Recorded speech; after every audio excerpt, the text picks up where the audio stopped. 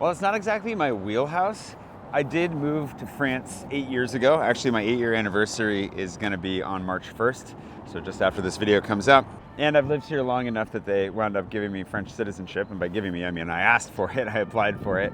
So I've gone through this before, and in probably the hardest way possible. I wouldn't recommend following my example. Can you lie down on this? Yeah, you can. Just enjoy the sun. I had a bit of a thread go viral just after the election because I didn't know really what to say, but I was like, well, how about we do a little bit of a reality check, a little bit of some ideas of how you can get here, and then a bit of a plan for those of you that might be interested in moving to France in particular. Maybe you're thinking about moving to Europe. I don't know how much this applies outside of my experience in living in France, and I also cannot stress this enough. I am not an immigration lawyer. I don't have any legal advice to give or financial advice. This is just advice from my own experience and the people that I've seen move here successfully, make it work, and also some lessons taken from people who have moved here and it has not gone well. And I decided to take some notes because my computer was dying and otherwise all my notes would be on my phone, and that's what I'm recording on, so forgive the paper. Oh, Cooper, you want to hold on to my passports, please? Thank you.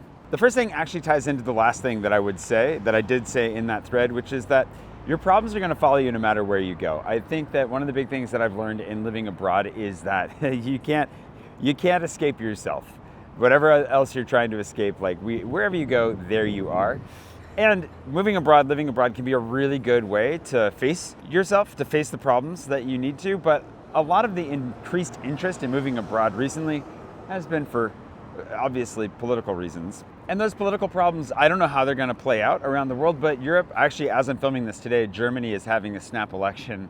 We don't know how that's going to turn out today. There's a lot of shifting to the right. I actually do think Paris and France as a whole might be coming out of this better than I expected from our own snap election, but that's an evolution that's going on. I don't want to make any predictions. I don't know what's going to happen.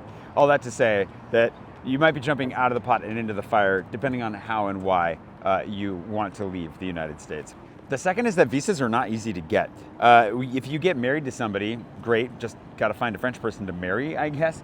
And work visas, like, that'll tie into another thing with work here in a second, but it is quite the process to get a visa and then to establish yourself here. So just as a reality check, like if you're gonna do it, you need to be set for like some real administrative hurdles, language barriers, and everything that comes along with that. And we can talk more about visa options here in a second, but it brings us to the third point, which even if you do manage to get a work visa here, salaries in France and Europe as a whole are just way lower than in the US, like significantly lower. Granted, depending on what you're doing for work in the States, you might not be making much money anyways. And the standard of living here is much higher. You may make less money, but life is way better here overall. That's why I'm here and why I stayed here. I came here just because I wanted to come here. Ever since I was a kid, it's been a life goal of mine. And I won't lie, I feel pretty good about the timing of getting my second passport. I'm really grateful that I stuck it out, that it was my plan from the beginning. But we can talk about how I got my visa here in a second. Just be aware that like your earning power will be a lot lower here. Quality of life, though, I think is way, way better. And I did choose this location just to demonstrate, like there's a new tram line behind me. You'll see buses going by. I love this city. Fourth thing, there's no digital nomad visa. When you want to come to France, you can't just like pack up with your laptop and move here like you can in certain countries around the world. France has not made that a possibility, but that doesn't mean that there aren't loopholes that you can exploit with that. And honestly, there are ways to make your life work here. And we'll talk about that here in a second, which is, I guess, why I should probably reiterate again, not an immigration lawyer, not an expert, but I am going to put a link below to some consultants that I've started working with. I've been putting them to the test recently. They're great people. They're originally from Seattle. They've lived here for over 20 years. They've raised their kids here, run businesses here. They've done everything. They are opening up shop to help Americans in that process of doing the admin work, the legal work, the relocation stuff. So I'll put that below if you'd like to reach out to them. Just make sure that you let them know I sent you. We haven't really worked out an affiliate deal or anything yet, but I know that they will help my channel out in return if you let them know. So be sure to do that. But this is probably the thing in the thread that got me into the most trouble before. A couple of visa options, like the easiest visa path, if you're younger especially, is probably to get a French master's. Sign up for a master's program here, get that master's degree, then they give you a year after that to find work. And they also will knock off a year usually from your path to citizenship. The French really love it when you're educated in France, so that's a really great option. You can also work part-time on that visa, but it will be tight. And that's not necessarily the best option for everyone, but it is a great option. I've jokingly said you could get married to somebody. If you have family or you want to get hitched, you could obviously get a family visa that way. I don't really recommend that, using love to get a visa. doesn't ever seem to really work out that well in all the stories that I've heard. I think I know of 2 situations where that's been great, and otherwise it's kind of dicey. Don't offer to pay anybody to marry them. It just, yeah. And then of course you can apply for like an entrepreneurial visa, or what I got, which was a talent visa. But the bar for those has really raised, and they're not easy to get. So you're gonna wanna make sure you actually do your homework before you try for that. And odds are good, it's gonna be really exclusive to get in that way. I got very lucky. So in any case, this would be kind of the way that I would approach it as far as like an unofficial plan. I'll tell you how I prep for this here in a second, but what I often recommend people do, and I've seen done a lot, is get a year-long tourist visa. So Americans often don't know that they're eligible to apply for a year-long visa, where you can come and you're not allowed to work. It's not a work visa. Technically, you shouldn't be doing any business while you're in France, but France is also the king of the gray zone. So I do know people, I'm not recommending you do this, but I do know a lot of people that work here remotely for their company back in the States or elsewhere, and are here as a tourist. I'm not saying you should do that. Definitely recommend you reach out to some experts in the links below to figure out what the right plan for you is, but I know people that have done that. And the benefits of doing that are, one, you can actually get here and get the lay of the land and just see if you can even hack it, because moving here is actually a huge challenge for everybody. It's hard. I actually was just talking with somebody recently who moved here, and she felt like there were only a couple of us on the internet talking about just how hard it actually is to move to France. The administrative hurdles, the attitudes, the paperwork, the way that you have to go, everything is really, really challenging. And the first year is pretty miserable for everybody, barring having like wealthy family or a corporation that pays to move you over. Obviously, if you work for a multinational, that's an opportunity possibly if they can move you to an office over here. But then your visa is very reliant on that job and keeping it here long enough to get citizenship. And I've seen people lose that like halfway through more than once. So again, there's risks to everything, but getting here and just getting an idea of whether or not you think you can actually do it, if the fantasy of living in France or the benefits really do outweigh the drawbacks to staying where you are. And it's just a lot easier to make connections on the ground here in France. Like, France still isn't that online, especially if you don't speak French or aren't on the French internet. And even if you are, connections are made in person. Like, France is famously a low trust society.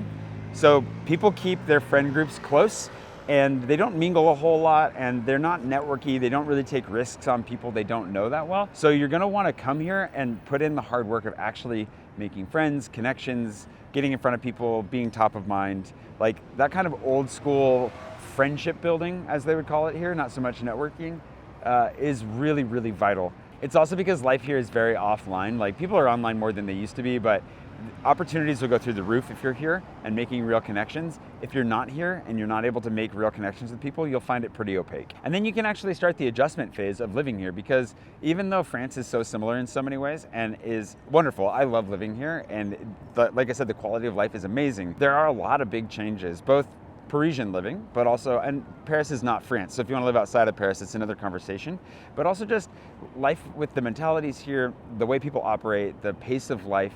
The city doesn't open until 9 in the morning. You know, we stay out late. We enjoy ourselves in a lot of ways. A lot of that's really great, but a lot of it can actually be pretty taxing. It can be hard. It can be really hard to move here. So getting that process of adjusting to life here started as soon as possible also, I think, pays big dividends in the long run. Which brings us actually to the ways that you can learn and prepare for this. And the first one is to learn French. Like, your adjustment phase, all the bureaucracy, everything gets so much easier if you actually speak French. The closer to that you are before you get here, the better. I studied it in high school and in college, and then I lived in Nice for a year when I first moved here, and it took me a good few months to attain fluency. And I still don't always feel fluent. I know I'm fluent in French, but like, I still don't always feel super confident in my French. So getting here and having the time and being able to actually like get your French dialed in is huge. The other thing is to save as much money as possible before you move here. Having a pile of cash that you can slowly burn to sustain yourself while you figure everything out, and also pay for things like agency fees to get an apartment, whatever deposit you have to pay for that apartment, whatever you're gonna have to pay along the way, like it adds up surprisingly quickly, and it can take a long time to find an apartment. So any short-term stay could turn into a really expensive long-term stay if you're not really lucky, or if you don't already have connections here on the ground that are gonna get you into an apartment really quickly. The competition for apartments here is pretty steep, especially because something in the range of 20% of the housing stock here is just empty because it's second homes and luxury investments and whatever. It makes it really challenging to live, especially in central Paris. We can talk about the difference between Paris, like central Paris and greater Paris, another time. But I would also advocate you're probably going to want to live in Central Paris if you're looking to move to Paris, or if you're looking to live in the rest of France. The cost of living gets way better. It's just opportunities for jobs and everything else go down as well. So be aware of that. Make sure you put yourself out there as much as you can. Like I said, France is a very low trust society. You really need to put yourself out there.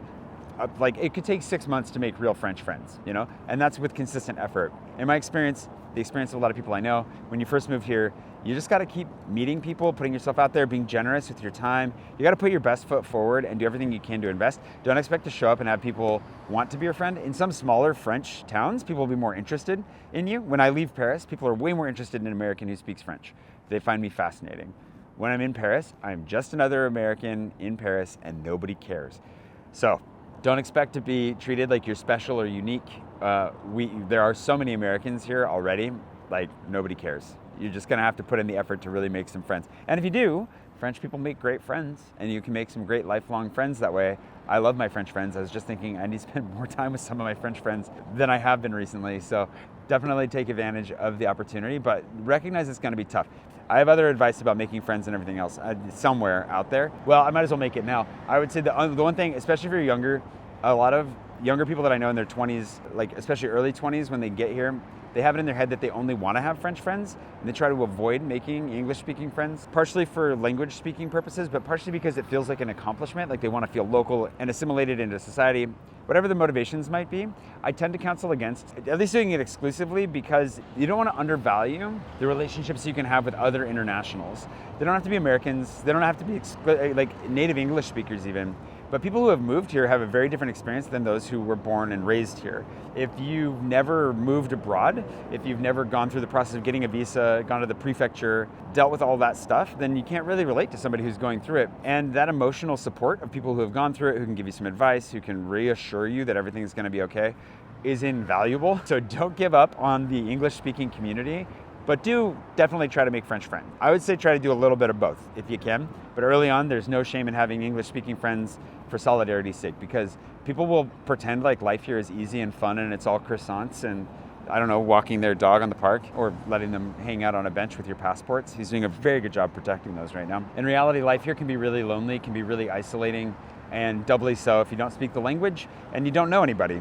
So make friends where you can get them, and you know, things will change and evolve over time. That was a long tirade on friends, but you get it. The other two would be to make sure to ask questions. A lot of the trouble I got into when I moved here was because I made a lot of assumptions about how life operated here, whether that was business, banking, friendships, anything. And I would find out that later, there are just so many things that like, if I'd just asked better questions, if I had not assumed I understood how things worked, I wouldn't have got myself in so much trouble. Hard to know what you don't know. Just don't stop asking questions. Ask everybody and anyone you can. Any question you have, ask it 3-4 times of different people. Figure out what like the reality of life is here, and you'll save yourself a lot of trouble. And then the last thing is like just to enjoy it. Like really have fun with it. It's gonna be hard, it's challenging, but enjoy it and record it. Record the whole thing, photos, videos, whatever. Write a blog about it, do whatever, but share your experience with the world. And I would encourage you to be honest about what it's like, because there are way too many people who come here and propagate the fantasy of living here without dealing with the realities. And I think that leads to a lot of people coming here having a horrible time and feeling like something was wrong with them, when in reality, like, it's just hard to get here and stay here.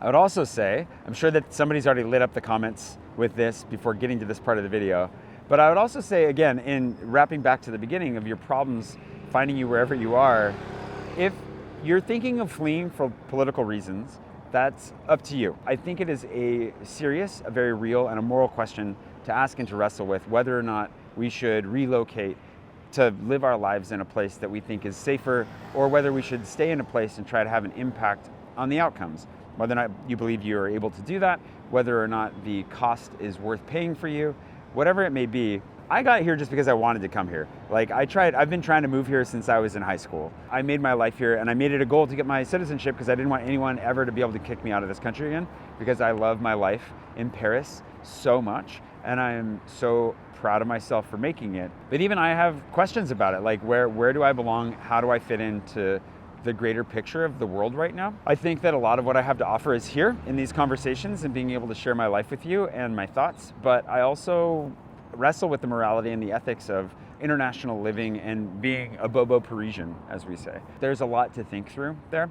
I wouldn't take it lightly, and I would definitely make sure to think that through, but also know that it's possible, at least right now. All of this could, I don't know, this information could all be incredibly outdated really quickly because things obviously are moving so fast. Forget who said it, but you know, like it can take a decade for weeks to happen and weeks for a decade to happen when it comes to history. So we might be living through some of those weeks where decades are taking place, and that might just up the urgency, which is part of the reason I thought, you know, I'm just gonna sit down and share my thoughts on this here because maybe somebody needs to hear it and know about it right now. And of course, if you're not an American or you're coming from somewhere that America has recently insulted, I'm really sorry about that. I can't, again, give you tailored advice to your circumstances because I don't know. But if you want to reach out to the people that I linked in the description below, I'm sure they would love to point you in the right direction if they can't help you themselves. And yeah, just know that there are resources. There are people here that are happy and willing to help if they're able. And I hope that this video has been of some help for you. Hunt Cooper. Thanks to the people who've made my journey to France possible in the first place, my patrons. And thanks to today's patron producers, the Daily Diamonds, some Americans who are living here in Paris that I met recently on the street. Very kind. And all my patrons for making it possible for me to have evolved and changed and built a business here in France that otherwise would have been pretty much impossible. So thank you so much to everybody whose names are scrolling on the screen for being such huge parts of my life. If you'd like to support my channel and join them in the credits, I would love it. Please do. It is one of the core pillars to the stability of my business and my life here in France. And there's some really fun perks and bonuses, and they got to see this video early. They get stickers, they get all kinds of good stuff. I try to make sure they know how much I appreciate them as best I can. And if you want to know more as well, a lot of the names you're seeing right now are in the back of my book, Sea of the Unknown, which is the story of how I got to Paris in the first place. And you can go ahead and buy that on Amazon because I don't even actually know where else you could buy it right now. Paperback, Kindle, whatever works. Hope you enjoy it. Thanks for watching. Hunt Cooper, do you want to come over here? Yeah? Do you want to come over here? Yeah. Oh, you had to be so far away from me for so long. It was so hard.